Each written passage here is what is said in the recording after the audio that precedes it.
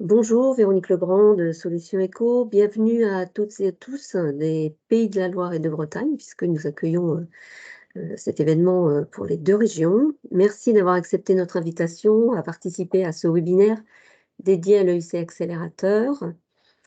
Nous vous proposons le programme suivant, si vous pouvez bien découvrir ce programme. Donc, comme vous l'aviez vu dans l'invitation, tout d'abord, il y aura une présentation sur les vraiment fondamentaux de l'EIC Accélérateur, les conditions d'accès et toutes les informations utiles à recevoir.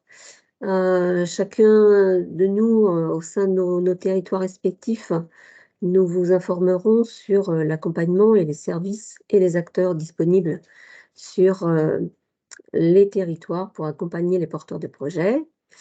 Et puis, nous avons le plaisir d'accueillir Brunel Dess, qui a accepté de témoigner et de partager son expérience en tant que lauréat de l'EIC Accelerator. Et puis, nous souhaitions aussi ne pas omettre de vous informer qu'il y a également des dispositifs qui sont également disponibles. Et quand on ne peut activer l'EIC Accelerator, avoir en tête qu'il y a d'autres dispositifs que vous pouvez également déjà connaître et pouvoir solliciter. Et nous terminerons bien évidemment cette séance par un échange et une réponse à vos questions. Avant de démarrer, je voudrais apporter quelques informations, on va dire pratiques pour cette séance. Tout d'abord, vous informer que le webinaire est enregistré. Nous vous remercions de bien vouloir couper vos micros, à la fois pour la qualité de l'enregistrement et pour la qualité des échanges entre orateurs. Et bien évidemment, nous vous invitons à formuler vos questions dans le chat et ainsi, en fin de séance, je relèverai vos questions pour pouvoir les traiter. Voilà, j'espère n'avoir rien oublié. Ce que je vous propose, c'est de passer dès à présent la parole à Gorka. Bon webinaire. Bonjour à tous, merci Véronique pour l'introduction. Donc Gorka Gorazureta, je m'occupe du point de contact national EIC Accélérateur au sein du ministère de l'Enseignement supérieur et de la Recherche. Donc les points de contact nationaux, on est là pour faire connaître les opportunités qui peuvent exister dans Horizon Europe et vous accompagner dans ce processus. Et là, c'est l'occasion de vous parler donc de l'EIC Accélérateur. Donc l'EIC Accélérateur, c'est un instrument qui est atypique sur bien des points dans Horizon Europe. Donc avant de se lancer dans cette aventure, on va dire, c'est bien de mieux connaître les attendus de ce dispositif, qui est très attirant du fait des montants de financement importants qu'il accorde et du fait d'être monobénéficiaire. Mais bon, on va rentrer un peu plus dans le détail, que vous sachiez dans quoi vous lancer. Donc déjà, le premier point sur lequel le ISA Accélérateur diffère de l'ensemble des programmes européens, c'est le fait qu'il est monobénéficiaire. La plupart des programmes européens, vous avez entendu dire, il faut être en consortium, à minima, 3 acteurs venant de 3 pays. Là, ce n'est pas du tout le cas, c'est du monodéposant. Donc pas de problématique de création de consortium. En théorie, sont éligibles donc les personnes physiques, start-up, PME et ETI de moins de 500 personnes. Dans les faits, on voit très peu de personnes, on voit même aucune personne physique être lauréate. Et il y a eu très peu, si ce n'est aucune, d'ETI de moins de 500 personnes qui ont candidaté, sachant que ces sociétés doivent fournir une preuve de refus bancaire pour être considérées comme éligibles. Donc on va dire que le public cible, c'est plutôt la start-up PME.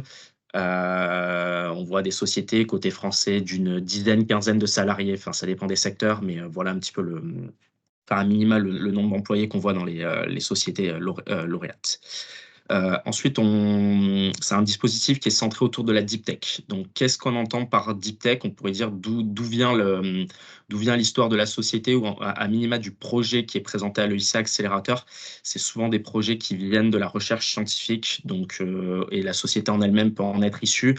Donc, un groupe de chercheurs qui décide de fonder une société pour exploiter des découvertes qui ont été faites, ou ça porte une technologie qui est développée en lien avec un laboratoire de recherche.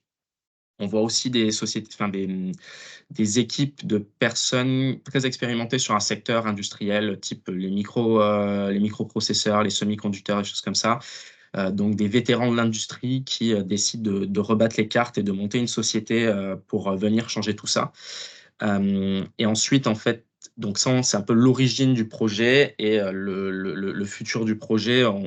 C'est des sociétés, enfin des projets qui ont eu des besoins colossaux de financement, donc généralement qui ont été fortement soutenus par certaines aides BPI, type aide au développement Deep Tech, Bourse French Tech, Mmh. iLab, iNov, et on arrive à la fin des aides publiques disponibles pour les aider. Ils doivent venir chercher donc des fonds plus importants, qui est en mesure d'apporter l'EIC, mais c'est des besoins importants de financement qui sont couplés à des risques aussi très importants. C'est propre à la deep tech. Il peut y avoir des phénomènes physico-chimiques ou biologiques qui mettent fin au projet, on va dire. Donc, type un essai clinique, bah, le produit ne donne pas l'efficacité attendue. Bon, mais c'est fin du projet et il y a des risques inhérents qui sont très importants. Ensuite, le projet en lui-même, qui est déposé à l'EIC Accélérateur, il doit être central pour le candidat. Ça ne peut pas être un projet secondaire. Bah, si la société si le projet n'est pas retenu par l'EIC, bon, on remet le dossier dans les cartons et puis on le représentera la prochaine fois. C'est vraiment quelque chose qui est central pour la société. La plupart du temps, on voit même plutôt des sociétés monoprojets, on va dire. C'est pas toujours le cas, mais on est souvent dans ce cas de figure. Ensuite, en termes de niveau de développement, vous êtes certainement familier du concept de TRL, Technological Readiness Level, qui est utilisé par la Commission européenne, mais aussi BPI France, pour un peu calibrer les projets technologiques et voir en fait à quel moment on commence à intervenir. L'EIC, ça commence au TRL 5, donc c'est-à-dire qu'il y a un prototype qui a été validé dans un environnement proche de la réalité. Le TRL, il va de 1 à 9, 1 étant l'idée en laboratoire et 9 étant le produit commercial. Donc sécurité économique, on verra ça après un peu plus dans le détail. Je vous invite, si vous souhaitez en savoir plus sur, on va dire, votre pertinence et votre éligibilité, vous consultez l'article quand vous aurez la présentation. Vous avez un lien qui vous envoie sur notre site internet où on a fait un peu un profilage des projets lauréats pour que vous puissiez voir si vous collez ou pas avec la représentation attendue, on va dire. Ensuite, l'EIC diffère aussi, enfin l'EIC et l'EIC Accélérateur diffèrent aussi du reste d'Horizon Europe avec une logique Open Challenge. Donc open, on est en fait sur des appels où il n'y a aucune thématique bloquée. N'importe quel projet peut candidater sur ce volet-là en termes de thématique. Donc ça diffère des autres projets européens où il y a des sujets très précis qui ont été identifiés. Là, l'EIC reconnaît, OK, sur des technologies disruptives, on n'est pas forcément au courant de tout ce qui se passe. Donc, laissons la porte ouverte à tout le monde et c'est là où va la majeure partie du budget. Et ensuite, vous avez un certain nombre de challenges qui changent chaque année. Donc là, vous voyez, il y en a 1, 2, 3, 4, 5, 6. 6 challenges, donc de l'IA, de la réalité virtuelle, du quantique, de la précision de fermentation, enfin de la fermentation de précision, des anticorps monoclonaux et les énergies renouvelables. Ça change chaque année. Il y a des budgets fléchés. Quand vous candidatez sur un challenge, c'est parce que vous répondez en quelque sorte à une priorité européenne. Et l'EIC accorde de plus en plus d'importance au challenge. Donc, les candidatures en challenge sont souvent bienvenues, on va dire. Le critère de sécurité économique, bon, je ne vais pas en parler outre mesure. C'est une introduction qui a été. Enfin, c'est un concept qui a été introduit dans le Workpack Programme 2024 de l'EIC. Il y a la question qui se pose en fait de savoir, lorsque les sociétés sont financées, si elles sont vraiment, on va dire, européennes, et en particulier sur des sujets qui sont hautement stratégiques comme l'IA, le quantique, les semi-conducteurs et les biotech. Donc, je ne vais pas rentrer beaucoup plus dans le détail, mais simplement, si vous êtes dans ces catégories-là, il faudra regarder plus en détail ce critère de sécurité économique. On pourra en discuter tous ensemble, mais ultérieurement, si jamais vous êtes candidat et tombé dans ces thématiques-là. Qu'est-ce qu'apporte l'EIC et pourquoi faire? Donc l'EIC, c'est un financement qui est très important puisqu'on peut obtenir jusqu'à 2,5 millions de subventions qui prennent en charge 70% des coûts et 15 millions d'investissements. Donc c'est assez attirant.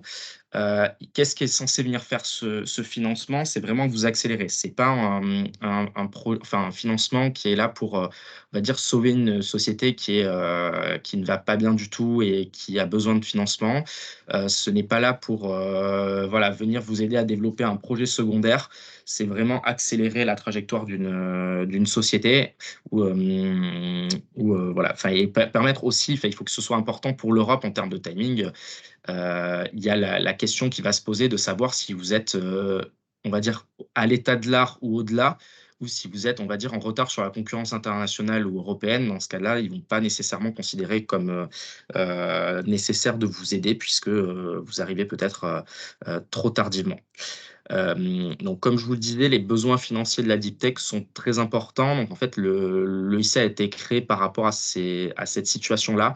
Le constat a été fait, l'Europe a de la science d'excellence qui ne se concrétise pas par des innovations qui vont jusqu'au marché. L'une des problématiques qui était associée, enfin qui pouvait expliquer cela, c'était la réticence des investisseurs privés européens à investir dans le risque. Et donc l'Europe a dit, bon, on va monter l'EIC pour justement débloquer ce genre de situation, en faisant, en fait, en injectant de l'argent public de manière à dérisquer le projet et inciter les investisseurs privés à venir aider. Quand je vous dis, voilà, ça a pas vocation à, enfin, ça a vocation à débloquer une situation, c'est-à-dire que l'Europe, là, quand vous venez chercher l'EIC, en gros, c'est la dernière marche des aides publiques. Donc, vous avez déjà largement bénéficié en France de BPI France. Enfin, la plupart du temps, c'est ça. On aura le cas Greenhub, qui est un peu atypique, puisque issu d'un grand groupe et donc a été financé via ces fonds-là jusqu'à la naissance de la société. Mais la plupart des candidats et lauréats que nous voyons, c'est des sociétés qui ont largement bénéficié de, voilà, des aides BPI France, iLab, iNov, EdipTech, Bourse French Tech. Et quand vous allez voir l'EIC, l'investissement, en fait, l'EIC n'investit pas seul. Donc, il faudra nécessairement amener des co-investisseurs. Et quand vous allez voir l'EIC, il faut montrer que vous allez chercher d'abord à vous trouver ces fonds privés de votre côté. Donc, il sera attendu que vous ameniez des lettres d'intérêt, des preuves de discussion avec des investisseurs privés. Donc tout ça, si vous apportez si vous collez, on va dire, aux attendus, vous pourrez bénéficier jusqu'à 2,5 millions de subventions. Ça prend 70% des coûts en charge. La subvention, c'est pour les coûts R&D de développement. Et l'investissement, donc jusqu'à 15 millions. Gardez en tête que voilà, pour 1 euro d'investissement demandé, il faut 1 euro d'investissement privé en face. Donc, si vous demandez 15 millions, et bien, en fait, 15 millions à l'EIC, en gros, c'est parce que vous visez 30 millions de levée de fonds. Et l'investissement, ça permet de financer tout type de dépenses, pas seulement de la R&D, mais ça peut prendre en charge les 30% restants si ça se goupille bien. Et l'EIC offre également des Business Acceleration Services, donc il y aura de la mise en relation avec des investisseurs, des contacts avec l'Office européen des brevets pour la propriété intellectuelle et des Innovation Procurement et bien d'autres choses. Donc le financement, on va dire, il y a 3 modalités de financement: grant only, blended, equity only. Grant only, c'est de la donc subvention seule. Attention, il faut être capable de démontrer que vous serez capable d'autofinancer la suite par vous-même. Parce que vous êtes confiant dans le fait de pouvoir faire une levée de fonds, parce que vous allez générer assez de chiffre d'affaires pour, vous en sortir seul, parce que, vous avez déjà enfin, bon, il y a i je sais on a qu'un cas en France, en fait. C'est un cas qui est vraiment très minoritaire. Ça existe, mais voilà, c'est pas forcément le 1er à viser. La philosophie de l'EIC, c'est plutôt le blended, le mélange de subventions et d'investissements. Sachant que, bon, avant, il y avait 2 modalités différentes, le Grant First et le blended, qui ont été fusionnés.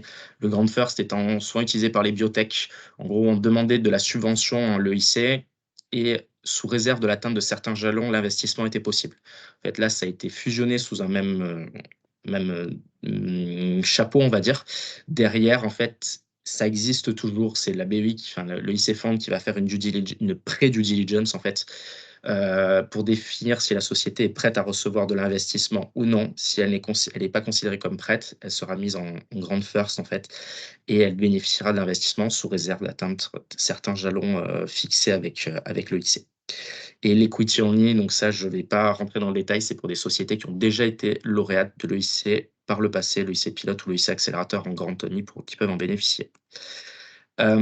Donc ça, une modalité de financement à garder en tête, donc pour la partie subvention, les coûts enfin le financement se fait via un système qui s'appelle les lump sum, donc un remboursement sur une somme sur une base forfaitaire.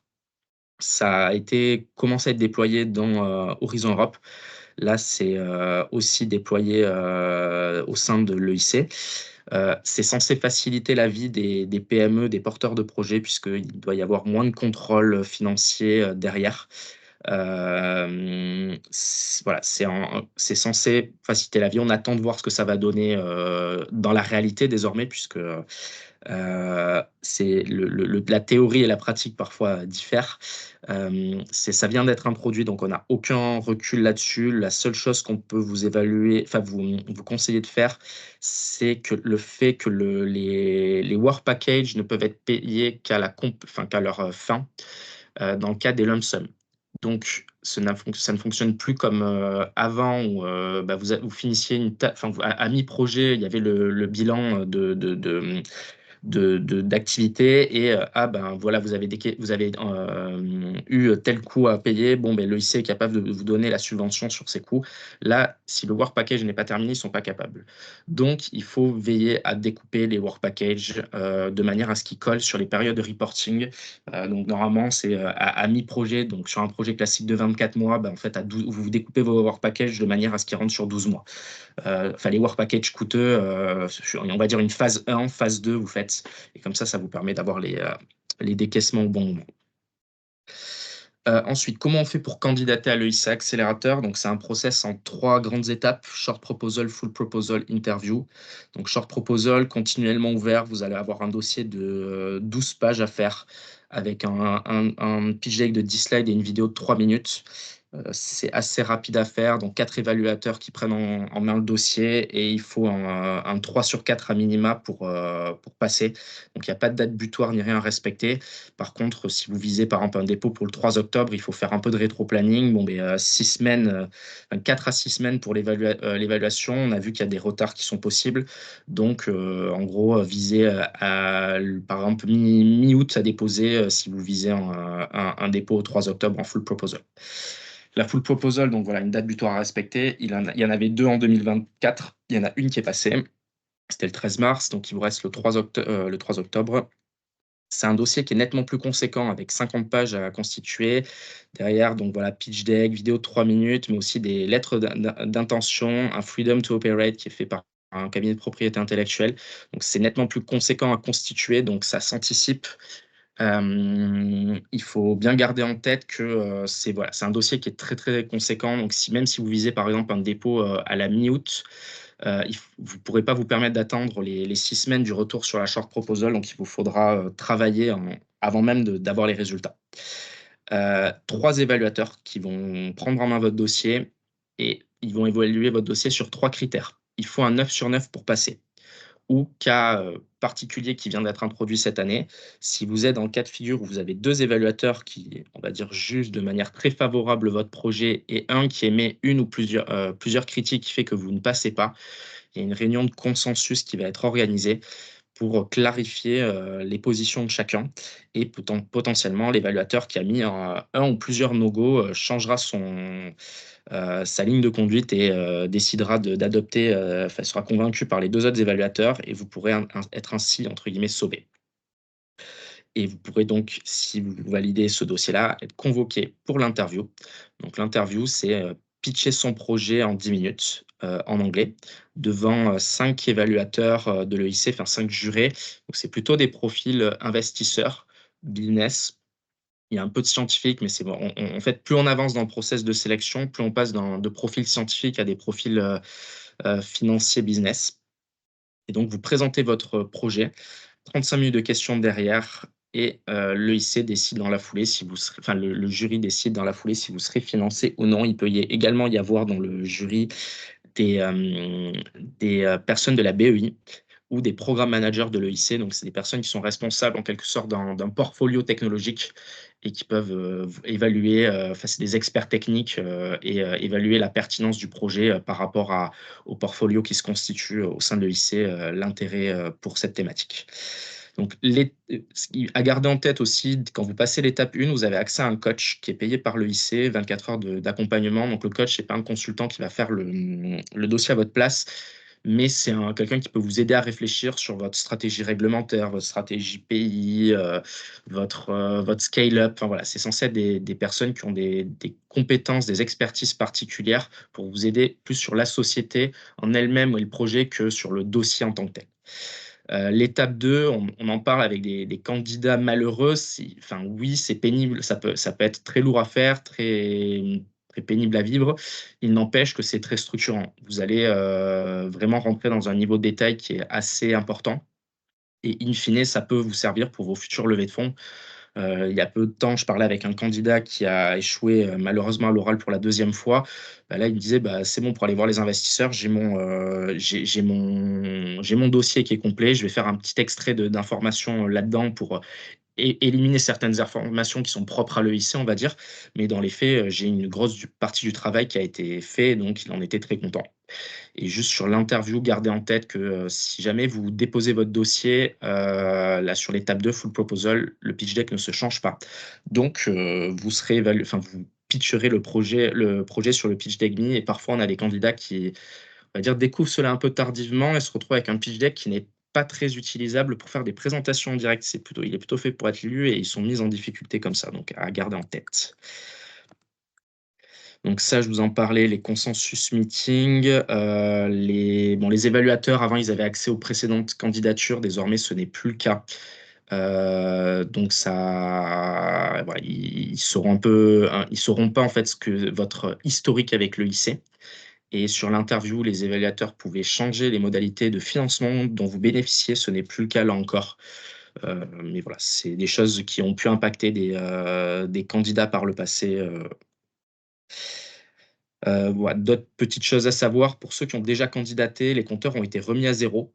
Donc tout le monde a commencé avec un casier vierge, on va dire, en 2024. Ceux qui avaient une possibilité de candidater parce qu'ils avaient passé l'étape 1, ils pouvaient toujours continuer, mais dans le sens où les échecs qu'ils ont pu rencontrer étaient remis à zéro. Parce que désormais, il y a 3 candidatures qui sont possibles avant de se retrouver en ce qu'on appelle le cool down. En fait, c'est la possibilité de ne plus pouvoir candidater. Avant, c'était un délai de 12 mois qui devait s'écouler avant de pouvoir recandidater après 2 échecs. Désormais, c'est 3 échecs, mais c'est une impossibilité de candidater jusqu'en 2027, la fin d'Horizon Europe. Donc, c'est nettement plus long, donc il faut vraiment évaluer la pertinence de candidater à chaque instant et pas foncer tête baissée en se disant, bon, on tente notre chance, parce que vous pouvez potentiellement griller une cartouche et vous mettre en difficulté. Après un cas particulier, il est possible de redéposer en théorie avec un nouveau projet, mais il doit être totalement différent des autres. On a eu des petits cas comme ça, des discussions avec des candidats. On pourra en parler si jamais certains sont concernés par un tel cas de figure.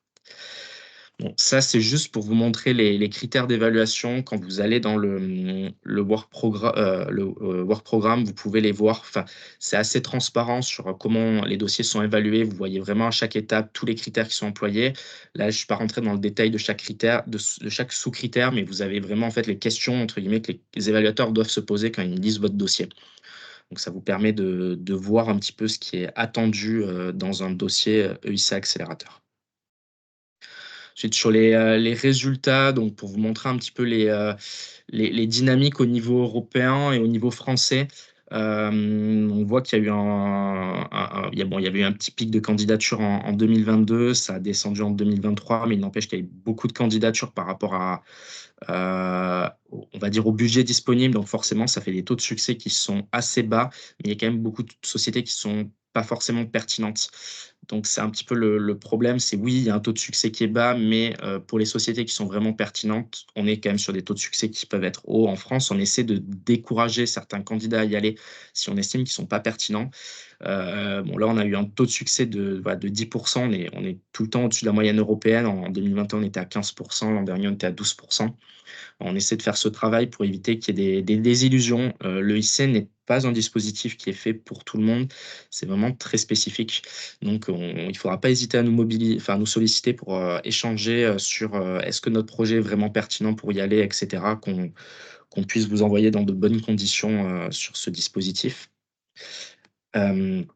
À garder en tête aussi, hein, bon, on est les premiers bénéficiaires, donc 88 lauréats, taux de succès 12,3%. Le ticket moyen, comme je vous l'ai dit, donc c'est 2,5 millions de subventions, 15 millions d'investissements. Là, on a une moyenne de 7,5, sachant qu'on a les candidats dits en grande first, donc qui ont la subvention en premier, leur investissement est indiqué à zéro. Donc, dans les faits, on a un ticket moyen qui est même beaucoup plus élevé, mais pour des simplicités, enfin, pour simplifier les calculs, on le fait comme ça et ça donne du 7,5 millions pour 2 millions de subventions, 5,5 millions d'investissements. Donc, c'est quand même des aides qui sont très conséquentes. Et je vous invite à aller voir, il y a un data hub avec les profils enfin, les lauréats sont présentés. Donc, ça vous permettra de voir en fait à quoi ressemble un projet lauréat, combien ça demande, s'il n'y a pas vos concurrents, par exemple, qui n'ont pas été lauréats, et mieux voir qu'est-ce qui peut être attendu. Donc là, je vous ai mis quelques slides avec les logos des lauréats. Vous verrez, il y aura beaucoup de santé. J'ai encadré en rouge les lauréats qui sont Pays de la Loire ou Bretagne. Donc voilà, encore de la santé, du logiciel. Enfin, le logiciel médical, il y en a quelques-uns. Le digital a un peu du mal à lui. C'est le pur digital. C'est quelque chose qui n'est pas perçu comme étant avec des risques inhérents ou trop deep tech. Et donc, ça a du mal à convaincre les évaluateurs d'être financés. Donc là, on a Greener qui va témoigner tout à l'heure. Industrie Green Tech, encore une page Industrie Green Tech. Kelabs qui est en Bretagne également. Lauréat dans le spatial. On a du quantique, du semi-conducteur. Et là, un peu de digital, mais voilà, le digital a du mal à convaincre. En termes d'équipe pour vous accompagner, donc on est 5 au sein du PCN EIC Accélérateur. Je suis le seul à 100% et je suis rattaché au ministère de l'Enseignement supérieur et de la Recherche. Il y a 4 autres personnes que vous connaissez peut-être parce qu'ils sont actifs, on va dire, dans les réseaux d'innovation français. Carole Miranda, qui est responsable Europe à la NRT, donc l'association qui fait les testifs pour le ministère. Jérôme Billet, qui est au sein de France Innovation et de la SRC. Christian Dubarry et Gilles Lecogen, qui sont chez BPI France. Donc, c'est des personnes qui partagent leur temps entre le PCN, consacrent 40% de leur temps au PCN et 60% à leur organisation d'origine. Donc, qu'est-ce qu'on peut vous proposer pour vous accompagner dans votre processus de candidature? Donc, comme je l'évoquais, un système de diagnostic et échanger avec vous pour évaluer la pertinence du projet. Donc déjà, on vous partage les liens qu'on peut avoir faits pour l'article d'autodiagnostic, que vous puissiez faire l'exercice par vous-même. Et si vous avez toujours des doutes, on peut rééchanger derrière. Ensuite, accompagnement. On peut répondre à vos questions dans le processus de candidature. Attention, on ne fait pas le travail de consultant. On est 2,6 équivalents temps plein. On serait bien incapable de monter des dossiers pour la France entière.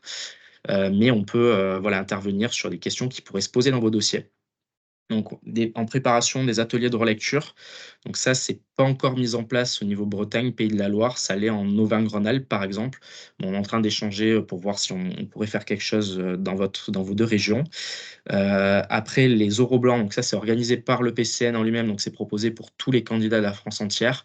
Donc, on a dû voir quasiment 90 sociétés en euros blancs pour le moment, faire une centaine d'euros blancs et toujours en lien avec les EN régionaux qu'on mobilise. Et ensuite, on essaie de suivre un peu la situation des lauréats pour identifier des problèmes qui pourraient se poser et puis avoir on va dire, des belles histoires à raconter, des témoins plus faciles à mobiliser et aussi on leur relaie des informations de l'EIC pour participer à des salons, des choses comme ça. Donc ça, différentes ressources qu'on a développées qui peuvent vous aider. Donc, vous parlez de l'éligibilité, pertinence de la candidature. On a fait une boîte à outils avec toutes les ressources clés pour candidater. On a compilé les témoignages de lauréats. On a rassemblé des exemples de vidéos qui peuvent être mises dans les dossiers, enfin, qui doivent être mises dans les dossiers de candidature. Parce qu'on avait beaucoup de candidats qui nous disaient, mais à quoi ressemble la vidéo d'un lauréat UIC Accélérateur? Et on vous a rassemblé quelques exemples que vous puissiez voir tout cela. BPI France. Donc, comme vous avez vu, il y a 2 PCN qui sont chez BPI France. Il y a plusieurs actions que BPI mène en parallèle pour, on va dire, renforcer les actions du PCN. Donc, il y a une communauté qui a été créée sur Euroquity. Euroquity, c'est la plateforme de mise en relation investisseurs-entreprises de BPI France. Donc là-dessus, on va poster des informations un peu de la même manière qu'on peut faire sur LinkedIn. Il y a des échanges qui sont organisés, donc ça se structure gentiment cette communauté. Il y a des propositions d'événements qui sont parfois relayées. Voilà. Donc vous pouvez rejoindre cette communauté pour suivre l'actualité. Le Diag Europe, c'est un dispositif de financement de consultants. Il y en a un aussi qui existe en région Pays de la Loire. Je ne crois pas qu'il y ait la même chose en Bretagne, mais peut-être qu'ils pourront confirmer ou non. Donc, ça permet d'avoir une prise en charge partielle du coût d'accompagnement. Il y a une liste de consultants aussi qui sont référencés, donc ça peut vous aider dans votre choix d'accompagnement. Bon, ça, c'est le processus à suivre. D'ailleurs, je vois sur la slide précédente que la responsable de l'offre, Aïda, est en partie. Ce n'est plus la bonne adresse mail. Je n'ai pas le contact désormais, mais si vous passez par l'adresse mail équipe Diag, là, vous aurez un interlocuteur. Donc oui, comment déposer une demande? Bon, ça, il suffira de contacter l'équipe Diag pour avoir les informations.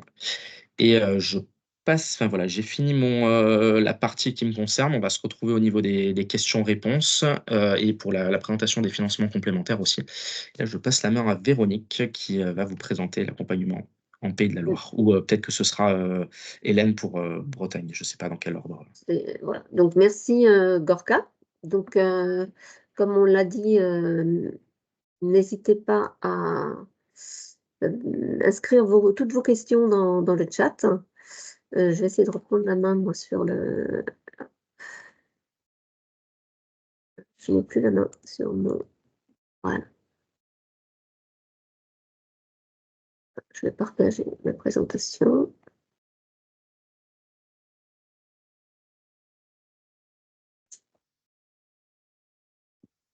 Est-ce que vous voyez mon écran? C'est bon?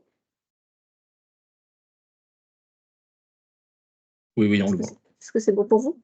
Oui. Je vais laisser donc, effectivement, nous allons en 2 temps donc présenter l'accompagnement des porteurs de projets, tout d'abord sur les Pays de la Loire. Est-ce que, Agnès, tu veux Oui, bien démarrer? sûr. Je laisse la Donc, parole à Agnès qui va se présenter. Merci.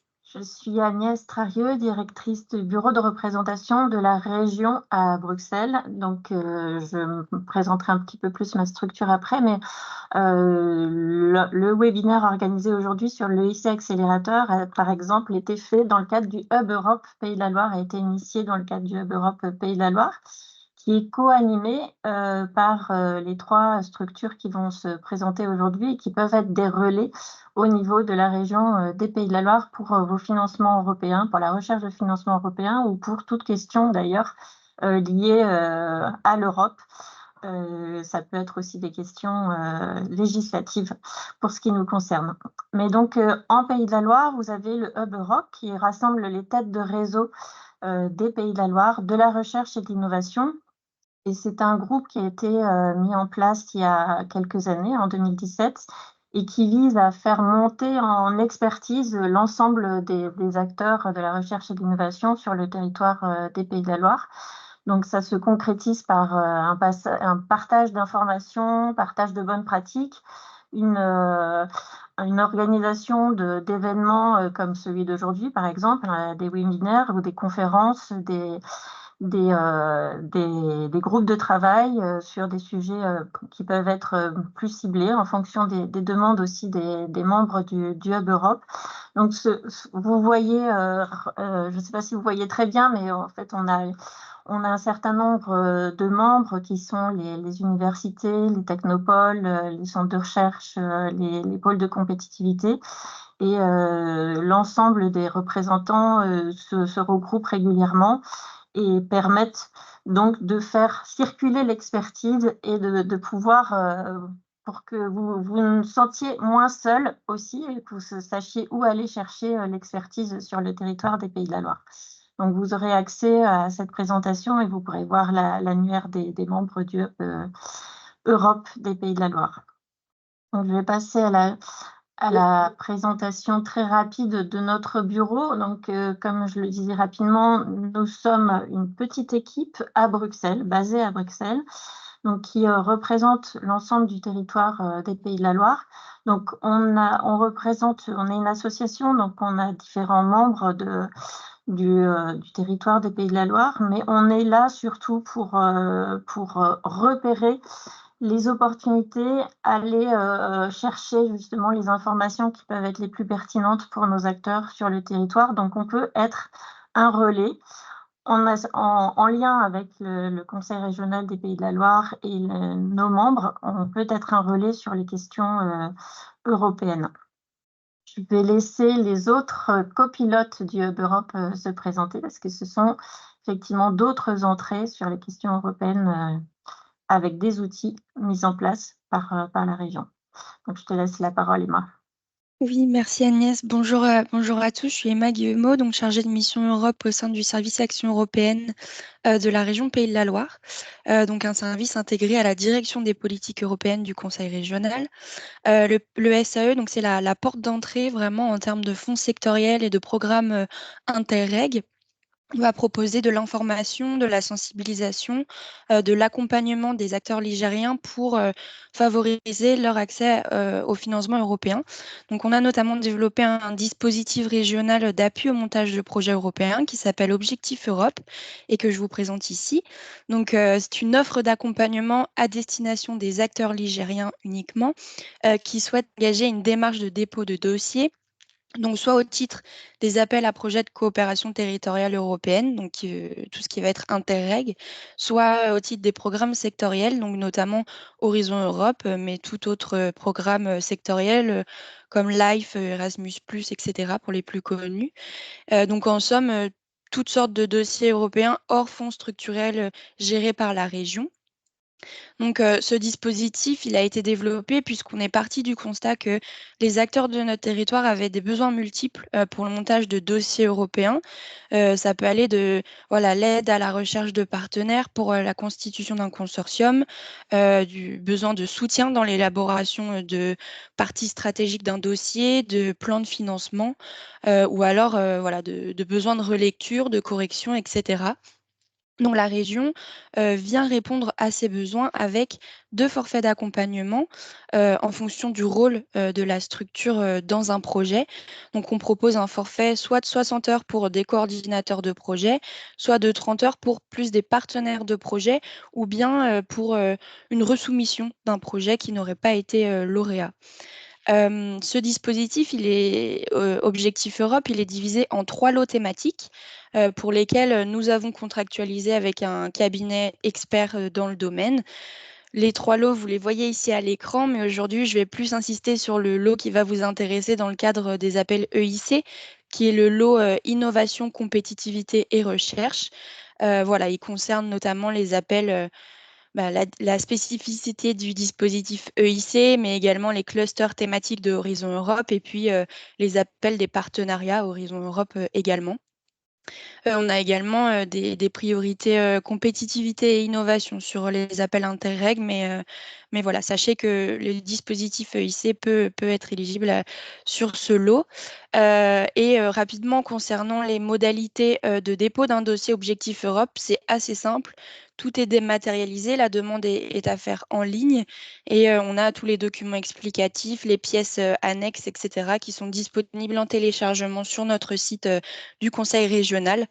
Donc pour plus d'informations, n'hésitez pas à me recontacter directement ou à recontacter la région via l'adresse email ici sur la slide. Et en tout cas, l'équipe du SAE et puis de la région Pays de la Loire se tient disponible pour vous aider dans le montage de projets européens. Donc merci à vous. Merci Anna. Et puis enfin, comme le disait Agnès, effectivement, autre copilote, donc Solutions Éco, qui est l'agence de développement économique des Pays de la Loire, qui est au service du développement des entreprises et des territoires en Pays de la Loire. Et depuis 2020, Solutions Éco est partenaire Entreprise Europe Network. Elle est l'interlocuteur ou l'interlocutrice des entreprises, notamment des PME, sur le territoire, afin de les aider dans leur démarche d'innovation et d'internationalisation, en associant les enjeux du développement durable.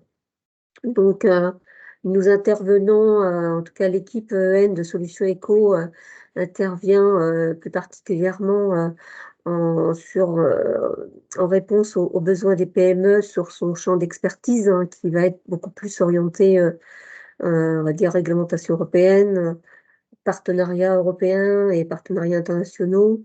Et puis, comme je vous l'ai dit, également sur la démarche, l'accompagnement à l'intégration de la démarche et les enjeux du développement durable auprès des PME. Et elle joue aussi avec la complémentarité des acteurs de l'écosystème en Pays de la Loire, et donc est en capacité, en complément de son accompagnement, d'identifier les bons interlocuteurs, les bonnes expertises et aussi les dispositifs pour répondre au mieux aux besoins des entreprises ligériennes. Donc voilà ce que je pouvais dire sur notre participation et intervention auprès des PME. Je propose de passer la main à Hélène Morin.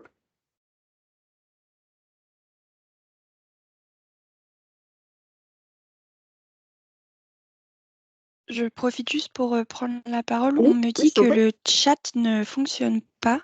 Ah. Apparemment, les participants ne peuvent pas poser de questions. Donc, à voir si vous pouvez me confirmer cela, même dans le Q&R. Donc, Je vérifie ça et d'accord. je mets à jour la Merci, situation. Cara. Ok. Bonjour à tous. Hélène Morin, donc je travaille à BDI, donc l'Agence de développement économique de la région Bretagne, et je suis responsable du pôle Europe au sein de BDI. Et là, je vais vous présenter donc l'accompagnement qui existe en région Bretagne, qui est très proche en fait de ce qui est fait en Pays de la Loire. On va retrouver attendez que je puisse. Un regroupement d'acteurs aussi, qui est au sein de ce qu'on appelle le réseau Noé, donc le Hub Europe en Pays de la Loire et réseau Noé en Bretagne, et qui regroupe des acteurs à la fois issus des universités, des centres de recherche et des structures qui accompagnent les entreprises dans la préparation et la rédaction de dossiers européens. Donc, de la même façon, l'idée de regrouper l'ensemble de ces structures, c'est de partager de l'information, de partager d'expertise et d'être sûr de pouvoir répondre au mieux aux attentes et aux besoins des entreprises. En termes d'objectifs, vraiment, c'est de permettre aux entreprises d'être plus visibles et de s'intégrer à des outils tels qu'Horizon Europe, mais d'autres financements aussi qu'on verra un petit peu plus tard, de façon à pouvoir être adaptés à leurs besoins, à leur stratégie d'innovation, à leur stratégie d'ouverture et de partenariat. En termes d'accompagnement, c'est assez proche aussi de ce qui est fait en Pays de la Loire, c'est-à-dire qu'on va sensibiliser, comme les ateliers qu'on fait aujourd'hui, on explique comment ça fonctionne, quels sont les outils, quels sont les interlocuteurs, à quel type de besoins ça répond, les calendriers, les montants, etc. On va aussi travailler sur l'analyse du besoin de l'entreprise. On part bien de ses attentes, de là où elle veut aller et quels sont les meilleurs instruments qui peuvent être mobilisés. C'est vrai que parfois, le IC Accelerator, ça fait très envie parce que le montant est important, mais si ça ne correspond pas aux besoins, ce n'est pas forcément là où il faut aller. Donc, on va pouvoir aussi regarder de façon approfondie les autres instruments et positionner l'entreprise ou l'instrument là où c'est le mieux pour sa stratégie de développement. On identifie aussi des partenaires ou des consortiums européens quand le choix d'un projet ou d'un outil collaboratif est fait. Donc, ça veut dire qu'il faut trouver des interlocuteurs dans d'autres pays, dans d'autres régions, ou intégrer des consortiums. Ça peut être aussi une autre façon de coopérer. Et là encore, via nos réseaux, donc que ce soit les antennes de Bruxelles, comme celle de Pays de la Loire, où il y en a aussi en Bretagne qui peuvent être des bons relais, ou d'autres réseaux européens comme Entreprise Europe Network qui couvrent tout le territoire. Ce sont des interlocuteurs qu'on peut mobiliser pour chercher une structure, une entreprise, un centre de recherche dont vous auriez besoin. On fait aussi du conseil sur le type d'information attendue et le montage budgétaire. Donc là encore, on reste vraiment, on n'écrit pas, c'est pas notre métier. En revanche, on peut aussi décrypter un appel à projet, décrypter un montage budgétaire aussi. On a parlé tout à l'heure de la notion de lump sum. Ce sont des nouveaux régimes financiers. Donc là aussi, on peut expliquer, on peut vous accompagner sur qu'est-ce qu'on doit mettre dans le type de dépenses attendues, dans les achats, dans les investissements, etc., de façon à ce que ça corresponde le plus possible à votre besoin et surtout que l'enveloppe soit adaptée au projet que vous voulez mener. Et enfin, on fait aussi de la relecture critique du dossier, c'est-à-dire qu'une fois que vous êtes avancé dans votre dossier, donc en partenariat avec les PCN, on peut aussi relire votre dossier et vous donner notre point de vue sur la compréhension du dossier et éventuellement poser des questions, parce qu'on sait très bien qu'une fois, quand on est dans un dossier, des fois, on n'arrive plus à avoir ce regard critique et prendre un peu de hauteur. Et c'est ça qu'on peut vous apporter dans la relecture. Je vous invite à nous contacter si jamais vous avez des questions ou des besoins. On est une équipe qui couvre tout le territoire et on est à votre disposition. Je vous remercie. Merci Hélène. Nous allons inviter Monsieur Dess à venir nous présenter sa démarche et son expérience de l'EIC Accelerator en tant que lauréat, heureux lauréat.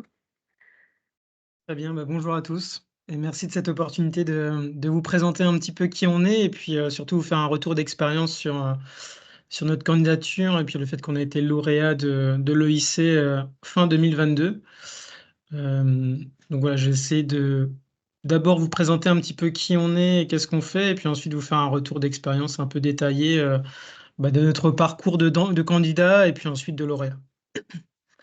Donc moi je suis Gwenaël Dess, je représente le service développement de Greenov. Et puis donc Greenov, on est une société qui travaille sur un nouveau système pour réduire la pollution sonore sous-marine générée soit par les travaux côtiers et puis également pour les travaux des installations des éoliennes offshore. Donc on est environ 15 personnes, on a un petit peu comme on va dire ADN d'innover finalement pour trouver des nouvelles solutions pour réduire les impacts des activités humaines sur l'environnement. Et donc on est déjà très engagé au niveau européen, on est lauréat de 5 projets européens. Donc ça forcément, dans un premier temps, ça a été assez facile pour nous de nous tourner vers l'EIC Accelerator. Et puis également, je pense que ça a été un gage de crédibilité quand on était candidat, parce qu'on était déjà assez au fait finalement de ce qui était demandé, des prérequis demandés finalement par l'Europe, et puis même de la manière dont l'Europe souhaite qu'on construise un dossier. Alors, pour vous parler un petit peu de notre activité, nous, on travaille sur le bruit sous-marin, donc c'est une thématique qui est assez peu connue finalement, mais c'est une pollution finalement qui est considérée comme une des pires pollutions générées par les activités humaines. Avec des sons pouvant aller jusqu'à 250 décibels pour des opérations de pile driving, des opérations de battage de pieux offshore. Donc c'est une opération qui consiste à enfoncer un pieu dans le fond sous-marin avec un gros marteau hydraulique. Et sur ce pieu, on va ensuite poser une éolienne.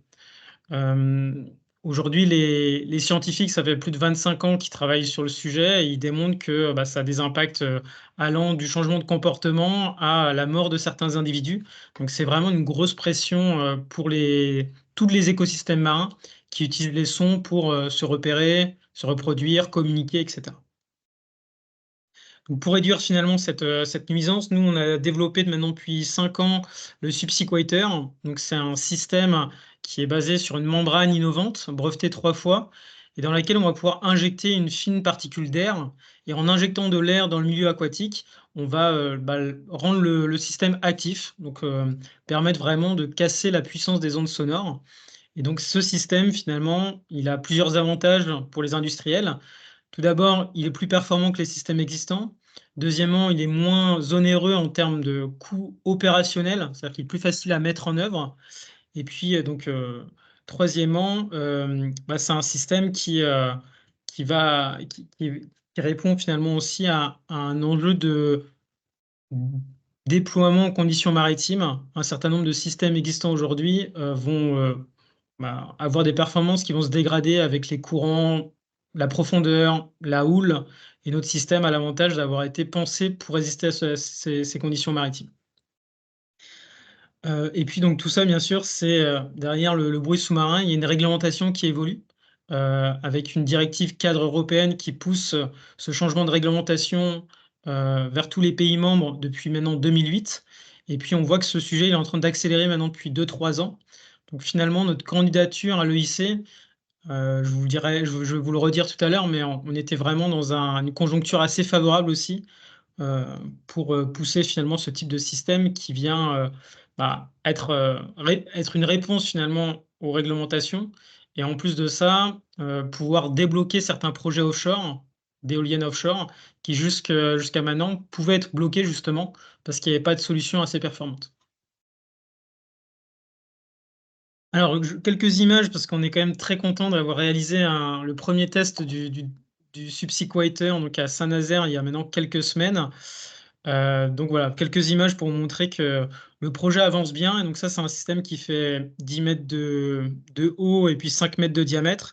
Donc c'est un système à échelle 1 pour les travaux côtiers et à échelle 1/5, un petit peu un cinquième du système qui sera déployé en offshore. Donc c'est aussi pour vous montrer que c'est un système voilà, conséquent. Et même si ce dernier-là, il a l'impression d'être conséquent, celui dédié à l'offshore, celui qu'on vise finalement dans 2 ans et qui est soutenu par l'EIC, ça sera 5 fois celui-ci. Donc voilà, c'est vraiment très conséquent. Et donc ce sont des tests qu'on a pu réaliser pendant 1 mois et demi, d'abord en aérien, donc pour tester tous les sous-systèmes, et puis après dans le port de Saint-Nazaire en conditions maritimes, avec des nouveaux tests de performance acoustique. En termes de roadmap, et puis après je passe au retour d'expérience. Donc le projet Silence, c'est le projet donc EIC que nous avons déposé. Il va couvrir les développements du TRL6 jusqu'à TRL8 à peu près, pour vous donner un ordre d'idée. Et donc jusqu'à maintenant, on était engagé sur un autre projet européen plutôt dédié aux travaux côtiers. Mais voilà, ça nous a permis à la fois de faire ce test là que vous avez, le prototype que vous avez pu voir en image, et puis également d'arriver justement à ce TRL5, ou en tout cas on avait fait beaucoup de tests avant sur des sous-systèmes, mais en tout cas ça a permis de valider aussi qu'on avait prévu d'arriver jusqu'à TRL6 avant de vraiment enclencher les travaux pour l'EIC. Donc ça, c'était aussi un gage de confiance pour les examinateurs. Et puis, en termes de roadmap, je vais le redire tout à l'heure, mais l'EIC, ça nous a permis aussi de sécuriser un certain montant de fonds de subvention et donc de devenir aussi crédible auprès de gros acteurs, donc, dont 3 viennent nous rejoindre pour signer un partenariat industriel avec nous pour cofinancer finalement le développement de cette solution dédiée aux éoliennes offshore. Donc c'est EDF Renewable, Equinor, Total Energy. Donc Equinor, c'est l'équivalent de Total Energy, mais en Norvège. Et donc voilà, ça fait partie finalement des gros avantages d'être lauréat de l'EIC.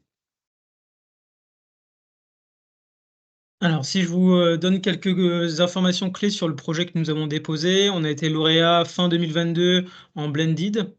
Le montant de la subvention qu'on a obtenu, c'est 2,4 millions d'euros. On a une contractualisation qui a été vraiment rapide, avec un premier versement en 2 mois. Donc ça, c'est vraiment l'avantage aussi de l'EIC, c'est cette capacité finalement à convertir, une fois qu'on est lauréat, la première tranche de financement. Et puis, on a pu décaler aussi un tout petit peu plus le timing du projet, étant donné qu'on avait voilà, ce test à Saint-Nazaire. On a pu demander à l'EIC de décaler de 12 mois finalement le projet. Alors, c'est la fin du projet qui sera décalé de 12 mois. Mais en tout cas, voilà, ça, c'est une option aussi qui peut être en tête. C'est-à-dire, même si vous savez que votre projet va être un petit peu court, il y a toujours une possibilité de faire un dossier qui va tenir en 2 ans, mais de demander finalement un décalage. Une option donc en equity pour l'EIC Fund entre 5 et 7 millions. Ça, c'est un REX aussi qu'on a eu. Nous, on avait demandé initialement, je crois, moins de 4 millions. Et c'était un des retours des examinateurs en disant qu'on avait une activité capitalistique et que du coup, il fallait plutôt chercher entre 5 et 7 plutôt que entre 3 et 5. Voilà. Donc ça, cette option, on espère pouvoir l'enclencher finalement en début 2025. Et donc là, on va commencer à rechercher un lead investisseur, puisque comme l'a dit mon prédécesseur qui avait la parole, voilà, c'est 1 euro investi par l'Europe, 1 euro par le privé. Donc il faut trouver un investisseur qui soit capable finalement de mettre presque autant que l'EIC. Voilà, et puis donc l'objectif, vous l'avez vu sur la roadmap, hein, c'est de passer d'un TRL 5.6 à un TRL 8, avec voilà, une grosse partie de financement pour les coûts de la démonstration finale, qui devrait avoir lieu du coup sur un vrai pieu en offshore. Alors je me suis amusé à faire une petite comparaison. Alors c'est pas uniquement dû à l'EIC, mais c'est pour vous montrer aussi qu'il y a une vraie accélération permise par l'EIC. Donc Greenov, avant l'EIC, c'était 4 salariés. On avait besoin de lever des fonds vraiment à court terme, parce que sinon on allait manquer de trésorerie. On avait encore pas mal de difficultés à avoir de la crédibilité face à des grands groupes.